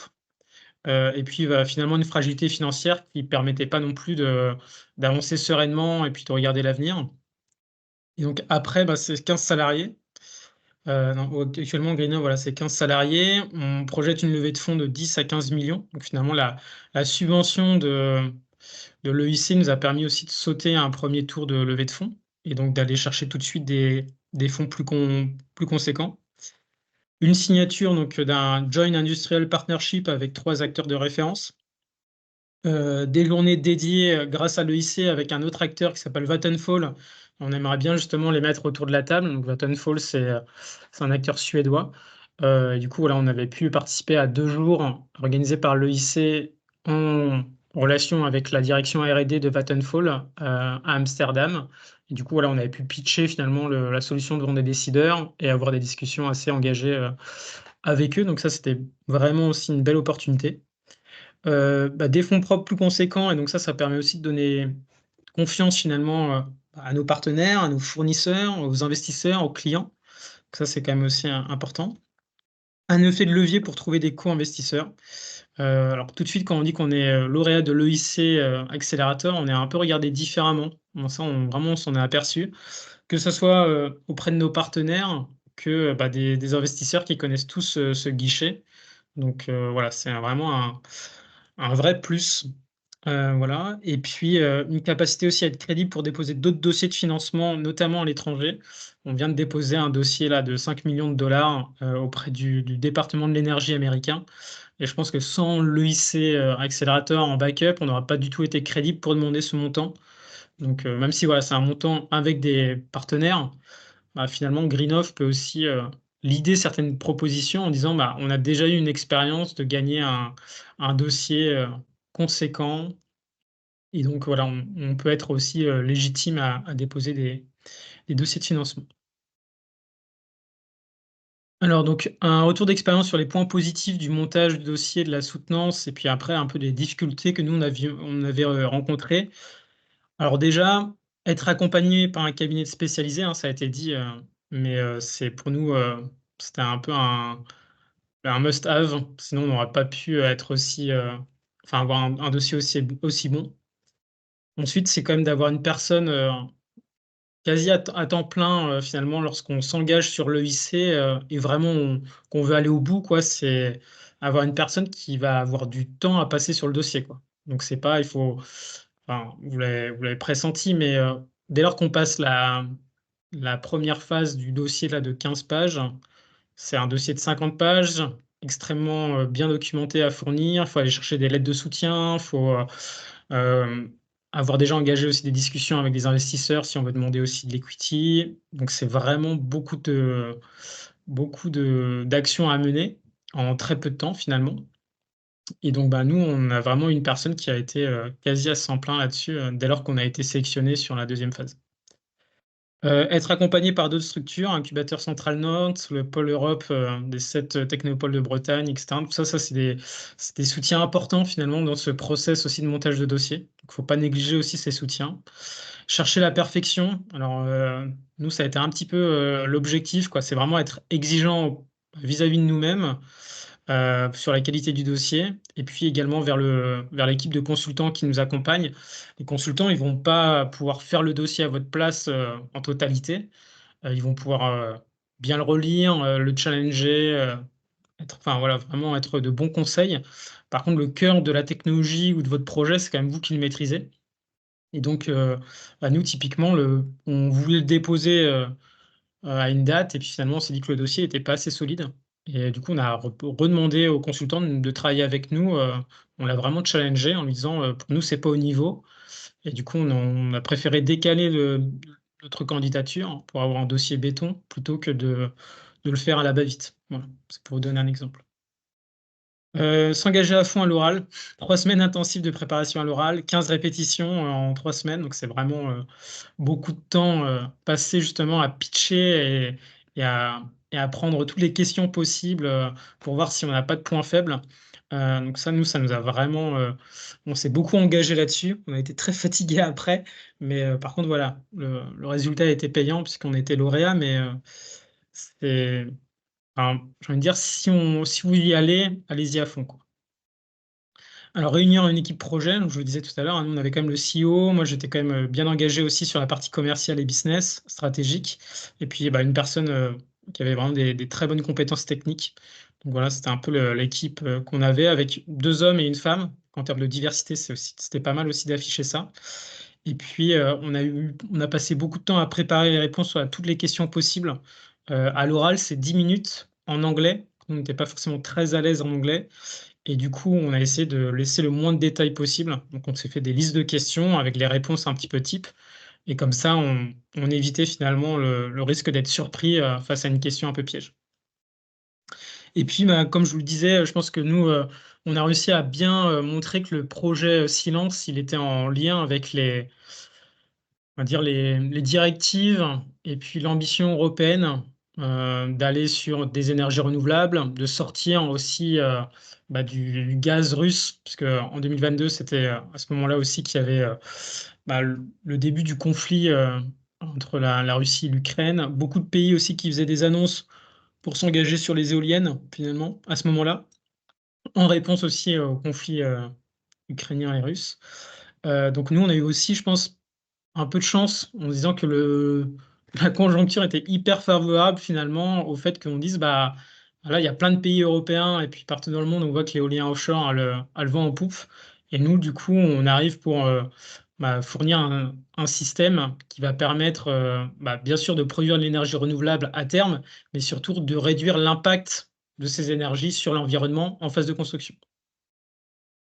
Voilà et puis donc les difficultés que nous on a rencontrées au moment du dossier. Alors le formalisme du dossier, c'est un formalisme quand même particulier. On a fait des projets européens et pour autant l'EIC, les 50 pages de dossier là, ils sont très, très denses. Beaucoup de questions business et stratégiques. Donc enfin, c'est vrai que derrière après qu'on a fait un dossier EIC, on peut se sentir prêt pour faire une levée de fonds, quoi. C'est vrai que c'était très, très dense. La vidéo là, on n'était pas très à l'aise non plus, on a fait une vidéo un petit peu amateur, je pense. On s'est passé mais voilà, je pense qu'on n'a pas été très, très bon sur la vidéo, on pouvait largement faire mieux. S'exprimer en anglais pour pitcher en tenant le timing et à 3 voix, c'est un vrai challenge. Et puis pareil pour se répartir les questions après, c'était aussi assez complexe. Donc on a bien travaillé aussi pour pas qu'il y ait de moments de flou à se regarder durant l'entretien pour savoir qui va répondre à la question. Répondre par des réponses très précises, chiffrées, concises, c'est vraiment ce qui est demandé finalement à l'oral. Parce que je sais pas, nous on avait peut-être 10 évaluateurs en face de nous. C'était vraiment un vrai jury, quoi. Et forcément, chaque jury a un petit peu ses appétences, a envie de poser ses questions aussi. Et le temps pour les questions-réponses est très limité. Donc, pour pas frustrer un membre du jury, il faut pouvoir être très, très concis dans ses réponses, très pertinent tout de suite. Donc ça, c'était un vrai challenge pour nous. Et puis, je l'ai dit tout à l'heure, mais sur la partie business et ambition et stratégie, on était TRL 5-6 et on nous demande de nous projeter sur, c'est un vrai business plan quoi, qu'il faut presque faire. Et puis nous, également en termes d'ambition européenne, où est-ce qu'on se positionne, comment on va finalement acquérir des parts de marché. Enfin, il faut réussir à vraiment pouvoir se projeter au-delà des composantes techniques et se dire dans 5 ans, où est-ce que je serai et pourquoi l'EIC finalement doit croire en ça, quoi. Voilà et puis dernier slide, c'était un peu les bénéfices, nous, à venir. Donc, là, on va vraiment commencer à accélérer sur l'EIC, et du coup, on va profiter, je pense, encore plus de l'aspect networking, profiter du réseau de partenaires, des grands groupes aussi qui sont engagés à côté de l'EIC, hein. L'EIC, c'est une vraie marque aussi très reconnue auprès des grands groupes européens et puis des opportunités offertes par l'EIC. Donc, nous, on a participé à ce que je disais tout à l'heure, à l'Industry Day avec Vattenfall. Je pense qu'il y en a d'autres, qu'il faut être assez ouvert finalement sur ce type d'événements qui peuvent vraiment apporter pas mal de choses. La partie formation, alors service d'accélération et formation disponible par l'EIC, c'est vraiment souvent des retours d'expérience extrêmement complets, des partages de bonnes pratiques et puis des formations de très bon niveau. Donc, il faut pour en profiter. Nous, on ne le fait pas encore suffisamment, mais on compte le faire là, sur ces prochaines années. La partie communication, voilà, l'EIC, c'est aussi une boîte de résonance, donc il faut pouvoir plus facilement solliciter les project officers, l'EIC Community, voilà, avec qui nous, on a des contacts, hein, mais on ne le fait peut-être pas suffisamment, mais je pense que ça peut être aussi une très belle opportunité pour nous de se faire connaître. Préparer la levée de fonds, donc en amont, peut-être en discussion justement avec l'EIC Fund, même avant d'avoir sécurisé un lead investisseur, pour justement se sentir prêt aussi à le convaincre, etc. Et puis après, forcément, il y aura une partie de négociation dans laquelle il faudra rentrer. Et puis formaliser les résultats, les avancements. Je rejoins un petit peu ce qui a été dit précédemment. Alors, dans le cadre de la constitution du dossier, ça peut vraiment permettre de préparer et de structurer finalement sa vision et puis tous les éléments nécessaires pour une levée de fonds. C'est vraiment très précieux. Et puis même dans le cadre de la conduite du projet, finalement, d'avoir des rituels et d'avoir aussi des points de passage avec des dossiers du coup justificatifs de qu'est-ce qu'on a fait. Ça permet aussi d'avoir des éléments souvent qui nous permettent ensuite de réutiliser ce qu'on a produit dans nos pitchs ou pour répondre à des questions. Voilà, souvent, c'est très utile. Donc, voilà, ça prend du temps, mais formaliser et poser l'avancée du projet pour l'EIC, quoi, ça permet aussi de faire avancer l'entreprise. Voilà pour moi. Je ne sais pas si ça appelle à des questions. Un grand merci, Monsieur Dess, pour ce beau témoignage et belle expérience, très riche avec beaucoup de conseils, de détails. Merci à vous. Ce que je vous propose, c'est qu'on puisse continuer. Je vais passer la main de nouveau à Gorka. Nous pouvons recueillir vos questions dans la conversation. Donc, n'hésitez pas à les indiquer. Il y a déjà une question pour Monsieur Dess. Et puis, donc, on se retrouve en fin pour justement ce petit temps d'échange, questions-réponses. Et puis, si jamais, comme il y a eu des petits soucis techniques, on pourra également prendre, s'il y a des mains qui se lèvent, on pourra également prendre à l'oral des questions. Je te laisse la main de nouveau, Oui. Gorka. Après, de toute façon, non, c'était Hélène, je crois, qui j'ai projeté là, mais Hélène voulait projeter ses. Hélène voulait avait un petit. Il y avait des animations, petit donc. slide. Ouais, merci. Merci, Hélène.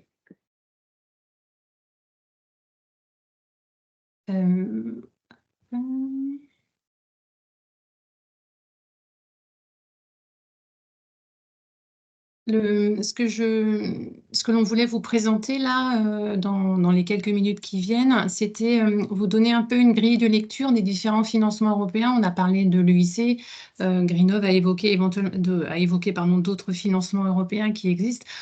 On va dire au niveau européen, il existe à peu près une quarantaine de fonds. Et ce que je veux vous présenter là, c'est comment on arrive à lire ces fonds-là, vu des fois, on se dit, ça tout finance à peu près tout, ou c'est par sujet, ou comment on peut choisir un financement par rapport aux sujets qui sont traités, aux différents appels, aux fonds qui existent. Au niveau des entreprises, ce que je peux vous proposer comme grille de lecture, c'est de se poser deux questions. La première, c'est est-ce que je veux y aller seule ou est-ce que je veux y aller avec d'autres partenaires? Est-ce que j'ai besoin de m'associer à d'autres structures pour mener mon projet ou est-ce que c'est vraiment un projet que je porte seule et j'ai les capacités de le mener en interne avec du financement comme on le voit pour l'EIC? Ou est-ce que je dois aller chercher des compétences à l'extérieur? Donc, en fonction de la réponse à cette question-là, on ne va pas forcément choisir les mêmes fonds, parce qu'il y en a qui sont individuels, comme le lycée, il y en a qui sont en consortium, comme Horizon Europe, celui qui est le plus connu, mais il y en a d'autres qui existent également. Et la deuxième question à se poser, c'est est-ce que je suis plus ou moins proche du marché?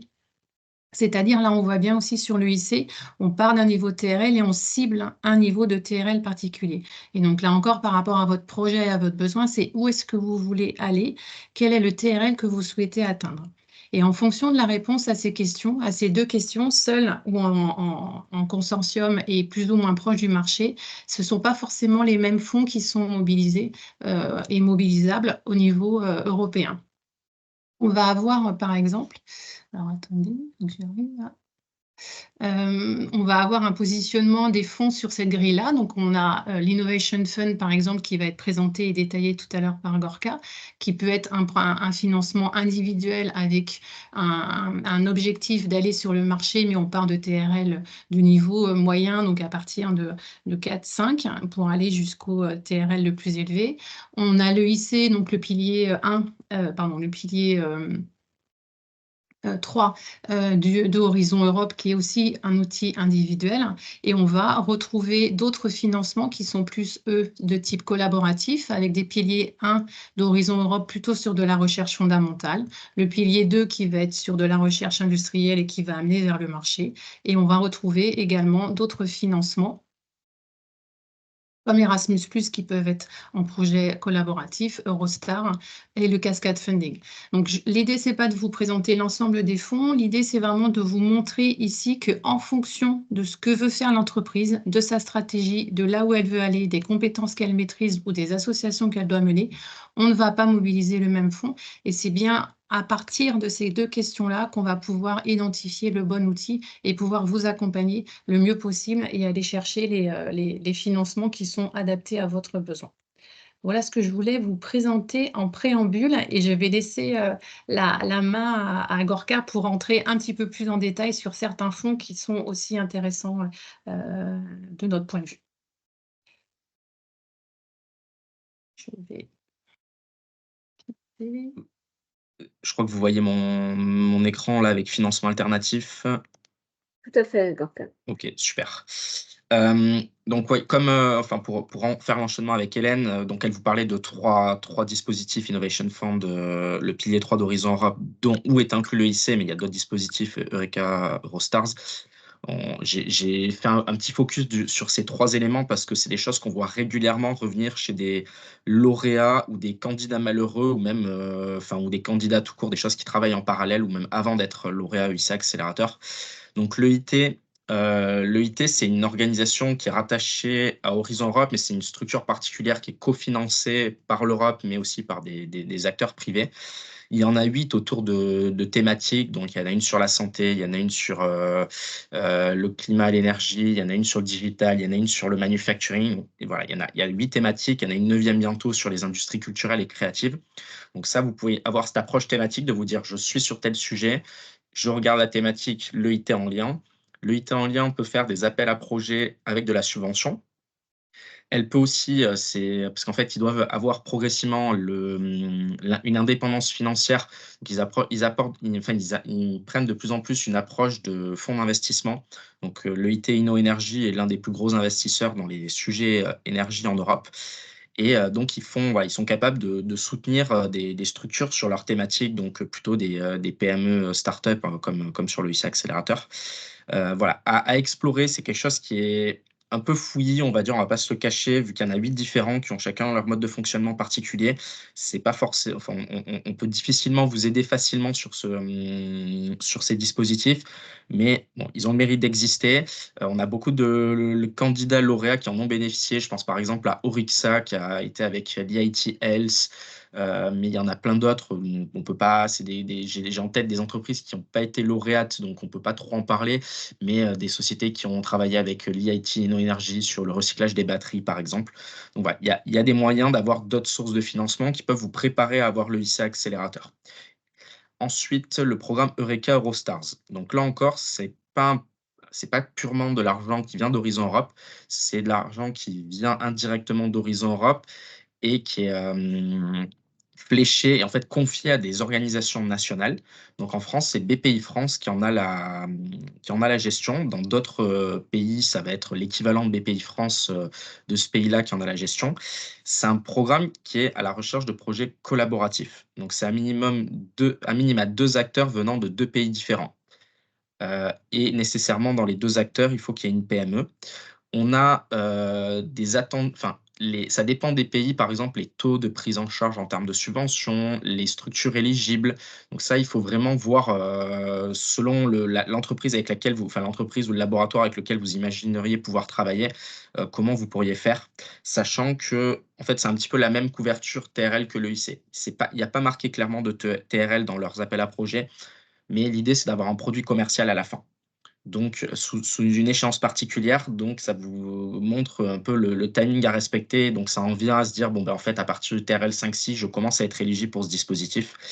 On a pas mal de lauréats UIC Accélérateur qui ont déjà fait des Eureka Eurostars en parallèle ou avant d'arriver à l'UIC Accélérateur ou après pour développer une autre application de leur produit. Donc, c'est des opportunités à considérer. Et ensuite, il y a l'Innovation Fund. Donc là, c'est plus du tout lié à Horizon Europe. C'est un programme de la Commission européenne. C'est en lien avec la politique européenne du Green Deal, Fit for 55. En fait, c'est viser une économie zéro carbone. Et donc, on va financer des projets qui sont en lien avec ça. Il y a énormément de choses autour des aciéries, des cimenteries, mais il y a d'autres types de projets qui peuvent être soutenus. Et on a vu, par exemple, une société comme Waga Energy, que peut-être certains d'entre vous connaissent, avait tenté le ICA Accélérateur en 2020, 2019-2020, si je ne dis pas de bêtises. Et ils ont pas réussi à être sélectionnés sur le ICA Accélérateur dans sa version pilote. Et ils ont réutilisé leur dossier. Alors certes, il y a des changements à apporter, mais il y a une grande partie qui a pu être recyclée pour candidater à un Innovation Fund et ils ont été lauréats. Donc si vous tapez sur Google, vous pouvez retrouver un témoignage de Waga Energy. Donc c'est un dispositif qui existe et qui peut intéresser. C'est un financement qui est assez conséquent avec plusieurs millions et qui peut en fait qui peut être, si je dis pas de bêtises, monobénéficiaire, mais qui peut aussi être fait en collaboratif. Donc ça, à creuser, il y a les small scale et large scale. Ça existe et vous avez pour Eureka Eurostars comme l'Innovation Fund, vous avez des points de contact nationaux du côté de BPI France pour l'un, du côté du ministère de la Transition écologique pour l'autre. Donc il ne faut pas hésiter à les mobiliser. Enfin, vous avez comme Hélène le présentait, comme Véronique, il y a l'échelon régional. En fait, l'avantage échelon régional, c'est qu'ils ont une vision très large, donc ils peuvent vous trouver des financements auxquels nous, on va dire spécialistes, on n'aurait pas en tête. Mais eux, ils sont capables, Hélène, Véronique, de nous solliciter pour nous dire, bon, en fait, là, on a une société qui irait vers tel dispositif. Est-ce que c'est possible qu'on creuse le sujet ensemble pour voir qu'est-ce qu'on peut faire, où est-ce qu'on peut les amener? Donc, on est vraiment complémentaires sur ces approches-là et il ne faut pas hésiter à en parler avec eux si vous repérez l'un de ces programmes-là. Et elles-mêmes pourront ensuite mobiliser le PCN en question pour échanger tous ensemble. Ça permet aussi à l'échelon régional de monter en compétence sur ces dispositifs. Donc voilà, on arrive à la fin de la partie présentation. Je ne crois pas qu'il y avait d'autres choses. Donc on va pouvoir basculer aux questions-réponses. Écoute, Gorka, il y a une question qui s'adresse effectivement à toi. Comment explique-t-on que la France soit le premier pays lauréat de l'EIC? Est-ce dû à des efforts d'accompagnement ciblé des candidats? Alors, une explication sur par exemple, premier bénéficiaire lauréat, je pense que les explications elles sont multiples. Il va y avoir, c'est tout l'écosystème qui est à l'œuvre. Il n'y a personne qui peut se tirer, je pense, la couverture à soi. On a des laboratoires de recherche qui sont bons, les grands organismes nationaux de recherche, les universités, etc. Ça permet d'avoir derrière des technologies dans les laboratoires qui sont bonnes et qui méritent d'être amenées sur le marché. Les évaluateurs européens semblent dire que les projets français sont généralement plus originaux, par exemple, que les projets allemands. C'est des technologies un peu plus, on va dire, plus intéressantes. L'Allemagne, j'ai échangé avec une personne de l'ESI il y a quelques temps, elle me dit, voilà, c'est des dossiers, c'est solide, c'est béton, mais c'est très, industrie, carré, truc. Côté français, vous arrivez souvent avec des propositions assez nouvelles en termes de technologie. Donc ça fait la différence. Donc il y a les organismes de recherche. Ensuite, il y a BPI France qui fait un gros travail de financement des innovations aux premières étapes, puisque l'EIC Accélérateur, on arrive, comme vous l'avez vu, on demande des montants qui sont très conséquents. Et par exemple, à des salons, j'ai pu parler avec des sociétés qui venaient d'Estonie ou quoi. Ils disaient, on va peut-être aller voir le l'EIC Accélérateur. Je leur demandais combien elles voulaient. On va aller chercher 500 000 €, 1 million. En fait, par rapport au montant minimum que l'EIC met, c'est même pas possible d'aller demander des montants comme ça. Donc, nous, on aurait BPI France qui met sur des montants comme ça. Eux n'ont pas cette chance d'avoir une banque publique d'investissement qui soutient fortement l'innovation dans leur pays. Donc, ça permet de structurer l'écosystème.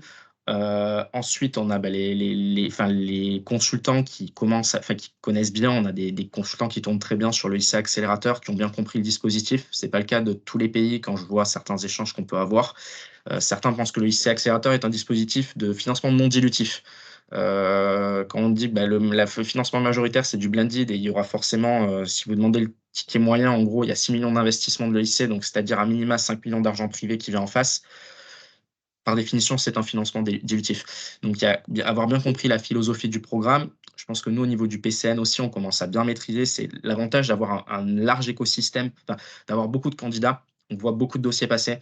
Et in fine, forcément, on monte en compétences. On travaille avec les EN qui, eux aussi, montent en compétences sur le sujet pour voir des dossiers, être capable de mieux cibler les choses. Donc, je pense qu'il y a beaucoup de facteurs qui rentrent là-dedans. Et par contre, sur le taux de succès, je pense que c'est le travail qu'on fait en partie aussi. Bon, il y a le côté, les projets sont intéressants et tout, mais on n'hésite pas, on va dire, à mettre de côté certaines personnes, à dire vous n'êtes pas fait pour le lycée accélérateur, on vous déconseille d'y aller. Après, libre à vous d'y aller ou pas. On ne dit pas que contre vous, c'est pas le projet n'est pas bon. C'est le projet ne colle pas aux attendus nécessairement de l'EIC accélérateur.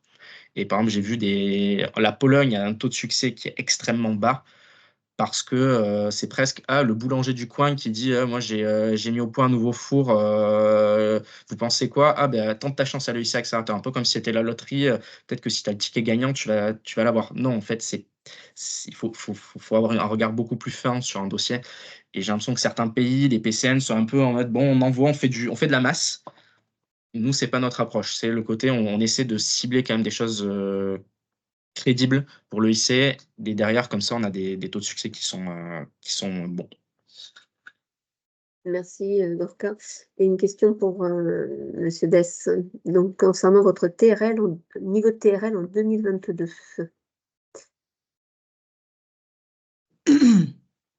Vous m'entendez? Oui. Oui.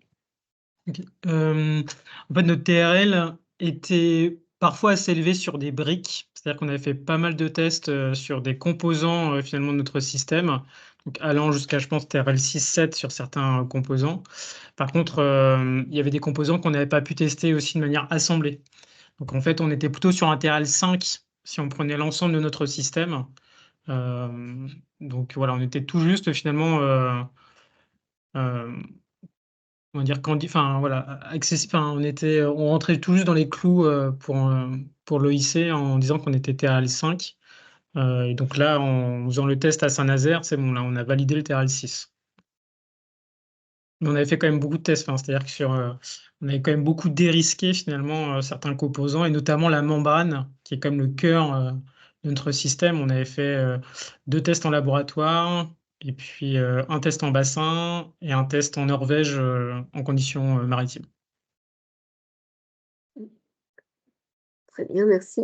Y a-t-il d'autres questions? Est-ce que certaines personnes souhaitent lever la main? N'hésitez pas à lever la main. On peut prendre encore 1 ou 2 questions avant la fin. Je rajoute juste un petit. Oui. Bon, il y a une question. Ah, C'est ouais, peut-être, je vais Monsieur mettre juste Loiseau, oui. un petit Vas-y, complément. Gorka. Oui.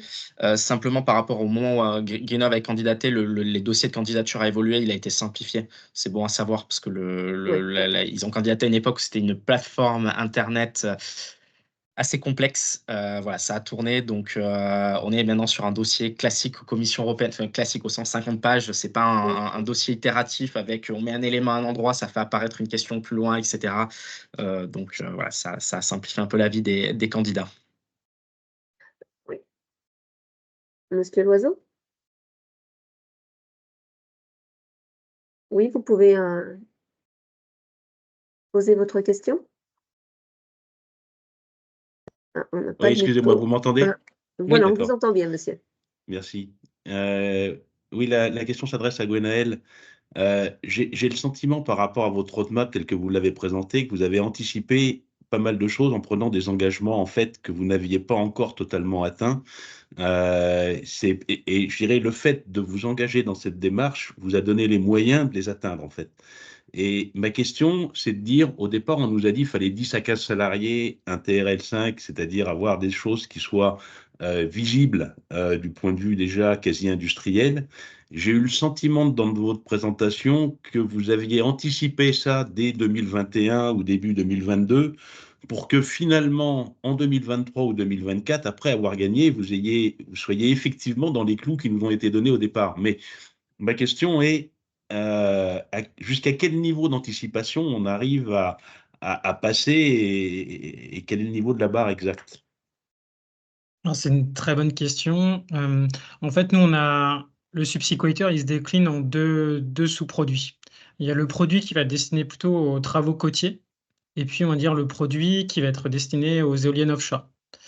Le côtier, voilà, le test qu'on a fait à Saint-Nazaire, c'est presque à échelle 1 finalement du côtier. C'est-à-dire qu'on va aller jusqu'à 15 mètres de profondeur à peu près, 20 mètres grand maximum, alors que sur l'offshore, on va aller jusqu'à 50 mètres de profondeur. Donc là où on a essayé de jouer, c'est de dire, bah, on est assez avancé finalement sur le côtier, et finalement, ça prépare ce qui est prévu pour l'offshore. Donc en fait, c'est une sorte de continuité, quoi.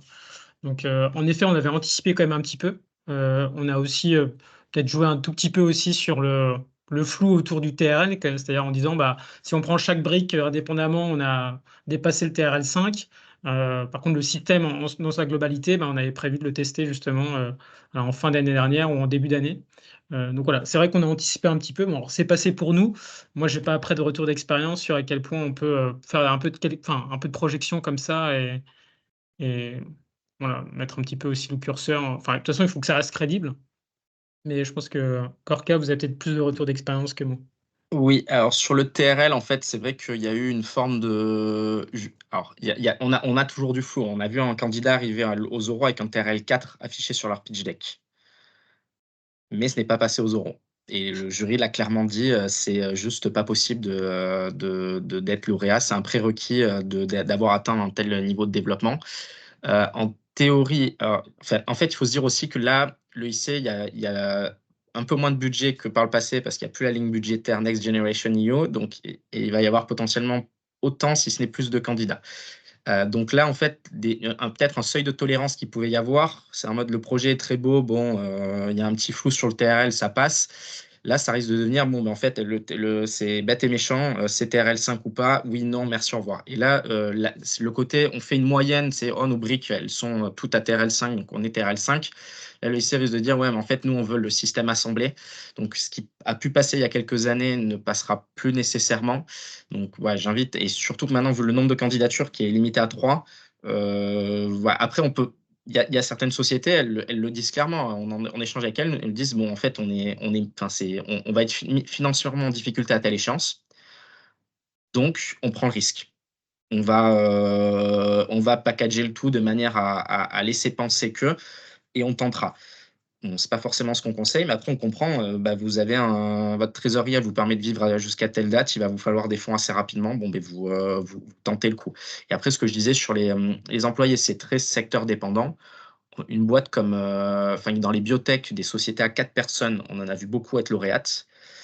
Des sociétés d'ingénierie, généralement, c'est plus élevé. Greenov, bah, eux, ils étaient peu nombreux, ils ont été lauréats. Après, c'est une société, vous avez une histoire un peu particulière, vous êtes issu de Naval Group, c'est pas une société qui s'est montée comme ça et qui s'est structurée, ça vient d'un grand groupe, ça en sort. Donc, c'est une trajectoire un peu particulière. Et voilà, les nombres que je donnais, 10-15, c'est juste une observation de la moyenne qu'on voit. Ça ne veut pas dire qu'il faut impérativement avoir 10-15 employés, mais la question va se poser, c'est vous demandez potentiellement 8 millions à l'EIC, comment à 3 personnes vous dépensez ces 8 millions?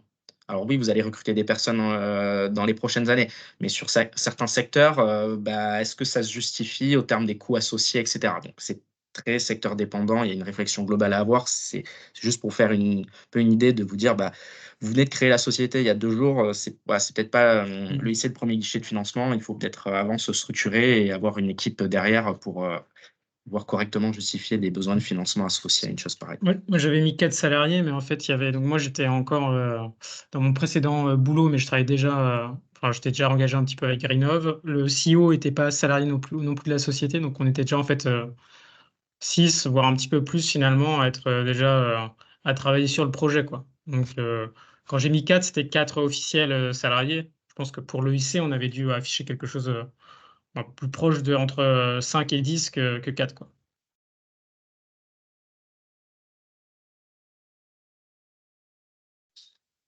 Très bien. Y a-t-il... Bah, écoutez, je vois que... Véronique, il y avait aussi une question préalablement dans les inscriptions de Alexandre Chary. Je peux lire la question si vous voulez. En général, en combien de temps peut-on espérer recevoir les fonds à l'issue de la phase 3 et donc lancer le projet? Je comprends la logique d'incitativité des crédits européens, mais dans le cas d'un avantage sur le marché, car une entreprise est la première à se positionner sur un marché avec sa solution innovante, est-il absolument nécessaire d'attendre le résultat de la phase 3 pour lancer le projet? Alors, les délais pour obtenir les fonds, bon, on a le cas Greenhoff, ça a été très vite, 2 mois. En fait, c'est l'objectif que se donne l'EIC. C'est que 2 mois après avoir été nommé lauréat, l'EIC soit capable de vous verser la première tranche, donc c'est 50% moins 5% de fonds de garantie, sur le compte de la société, que vous puissiez commencer votre projet. Vous pouvez même le voir commencer un peu avant, ça se négocie. On a le cas de Aurora Stérilisation qui a dit à l'EIC, bon, on aimerait commencer à telle date, on sait que vous allez être en mesure de verser qu'à compter de telle date, est-ce qu'on peut commencer dès maintenant? Il y a des accords qui sont trouvables. Dans les faits, voilà, de recevoir 2 mois après, la moyenne, c'est plutôt du 4 mois de ce qu'on voit. Et après, sur le côté commencer le projet, bah, normalement, en fait, le projet, si on prend le projet au sens couvert par le financement de l'EIC, bah, ça, voilà, ou entre 2 et 4 mois, ou voilà, possibilité de trouver un accord pour dire on commence dès maintenant. Après, si on parle du projet même non couvert par l'EIC, vu que la société, elle est normalement, c'est un peu son cœur de vie, ce projet. Le projet est déjà en cours en quelque sorte. C'est juste la partie coût éligible de l'EIC qui commencera 2 à 4 mois après le fait d'être lauréat. Après, oui, effectivement, il y avait des questions dans la page, on peut les traiter, je les avais notées sur une feuille. Quels sont les domaines prioritaires couverts par l'EIC? Bon, on pourrait dire, c'est le côté deep tech, donc des choses qui sortent des laboratoires de recherche pour beaucoup, donc avec des risques importants associés, etc. Et après, si on regarde derrière domaines, un peu les thématiques, il y a les thématiques identifiées par les challenges, donc il y a de l'IA, il y a du quantique, il y a de la biotech, là il y a de fermentation de précision, etc. Vous pouvez regarder les sujets des années précédentes, ça vous permet de vous faire une idée des attendus, ou aussi à côté de l'EIC Accélérateur, il y a l'EIC Pathfinder et l'EIC Transition, par exemple, il y a des choses autour des ciments bas carbone, des choses comme ça. Donc c'est souvent en lien aussi avec les politiques européennes. Ensuite, quel est le stade de développement de l'entreprise pour y aller? Alors, si par stade de développement, on veut dire la croissance de la société qui passe de start-up, PME, etc. Bon, start-up, PME et potentiellement ETI.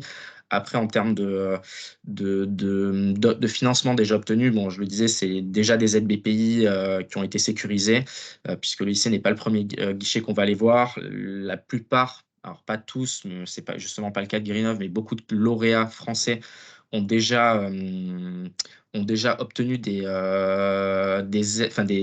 ont déjà fait des levées de fonds. Donc ça, c'est des choses à garder en tête. Le lycée, c'est vraiment la dernière marche des aides publiques qu'on va voir et ça prépare au privé, mais c'est vraiment sur la période de transition quand on bascule de l'un à l'autre. Et ensuite, des exemples de lauréats, je vous ai mis, il y avait des slides qui ont défilé, donc c'est des sociétés que vous pouvez aller voir sur Google, ou de toute façon, j'ai mis un lien hypertexte qui vous envoie sur la page où il y a une carte de l'EIC, le Data Hub, et j'ai mis les filtres qui vont bien, qui permettent d'avoir en fait que les sociétés lauréates. D'ailleurs, Greenhoff n'apparaît pas parce que l'EIC a fait un bug dans leur fichier, j'ai beau leur dire, il y a une autre société française, donc on a 86 lauréats marqués sur le Data Hub, on en a 88 en réalité. Vous avez toutes les sociétés qui sont spotées sur la carte, vous les cliquez dessus, vous avez une description du projet, un lien vers leur site internet, le type de financement qu'ils ont eu, l'année où ils ont été lauréats, etc. Donc j'ai fait ça pour le côté français, et vous avez ça aussi, je l'ai refait sur une autre page internet sur le côté européen. Ça vous permet de voir un petit peu ce qui a pu déjà être financé par l'EIC. Très bien, merci beaucoup Gorka pour ces réponses. Je pense qu'il est temps pour nous de terminer, de clôturer ce webinaire. Je vais vous partager les contacts de tous les orateurs. Donc, je tiens à remercier effectivement tous les orateurs pour ce webinaire, les interventions et les témoignages. Merci encore, Monsieur Dess, pour cet éclairage. Merci à vous, participants. Est-ce que vous voyez bien mon écran? Oui. Bien évidemment, nous restons à votre disposition pour répondre à toutes vos questions. Le webinaire étant enregistré, nous vous adresserons le lien où vous pourrez le revoir à loisir ou le communiquer. Et puis, bien évidemment, nous vous communiquerons également la présentation. Voilà, merci à vous. Nous allons poursuivre avec la séance de rendez-vous individuel pour les personnes qui ont souhaité avoir un échange particulier pour un projet. Encore merci et puis bonne continuation et puis au plaisir d'avoir des candidatures aussi bien ligériennes que bretonnes. Merci à vous. Merci. Très bonne journée et bonne excellent journée à tout le week-end monde. à Bonne journée. suivre. Merci, Merci, au revoir. Merci, au Au revoir. revoir. Merci.